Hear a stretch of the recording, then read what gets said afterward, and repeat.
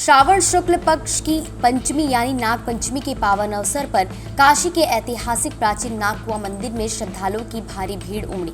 सुबह से ही मंदिर परिसर में भक्तों का तांता लगा रहा। श्रद्धालुओं ने नागकुंड में दूध, लावा और जल अर्पित कर नाग देवता की पूजा की। इसके साथ ही नागेश्वर महादेव का दर्शन पूजन कर जल, दूध और लावा चढ़ाया। मंदिर परिसर हर हर महादेव और नाग देवता के जय घोष से गूंजता रहा। मंदिर के महंत आचार्य कुंदन पांडे ने नागपंचमी के अवसर पर मंदिर की धार्मिक परंपराओं और पौराणिक महत्व की जानकारी दी। उन्होंने बताया कि काशी में नागकुआं को नाग देवता की आराधना के प्रमुख और अत्यंत पवित्र स्थलों में से एक माना जाता है। श्रावण शुक्ल पंचमी को यहाँ विशेष पूजन की परंपरा सदियों से चली आ रही है।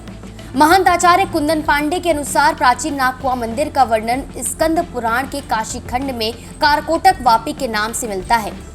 पौराणिक कथा के अनुसार राजा परीक्षित की सर्पदंश की मृत्यु के बाद उनके पुत्र राजा जन्मेजय ने नाग जाति के विनाश के लिए सर्प सत्र यज्ञ कराया था। यज्ञ में बड़ी संख्या में सर्प भस्म होने लगे। नागों के राजा कारकोटक ने अपनी प्रजा और नाग जाति की रक्षा के लिए इस स्थान पर नागेश्वर महादेव की घोर तपस्या की। भगवान शिव उनकी तपस्या से प्रसन्न हुए और उन्हें शरण प्रदान की। मान्यता है कि इसी के बाद यहाँ कारकोटेश्वर शिवलिंग की स्थापना हुई। मान्यताओं की बात करें तो उसके अनुसार कारकोटक नाग अपनी पूरी नाग जाति के साथ इसी स्थान से नागलोक गए थे। इसी वजह से कारकोटक वापी को नागलोक जाने का द्वार भी माना जाता है। मंदिर की धार्मिक परंपराओं में इस मान्यता का विशेष स्थान है। महंत के अनुसार नागकुआं का संबंध महर्षि पतंजलि की तपस्या से भी माना जाता है। यह स्थान अनादिकाल से आध्यात्मिक साधना का केंद्र रहा है। मंदिर के गर्भगृह में स्थापित शिवलिंग को स्वयंभू माना जाता है।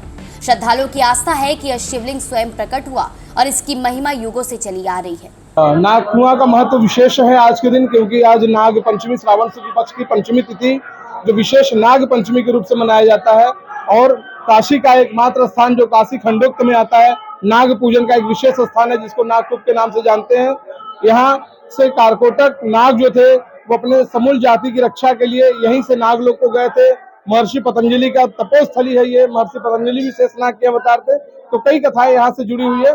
इसलिए एक बहुत ही मुख्य और सिद्धपीठ तीर्थ स्थान है नागकुआं।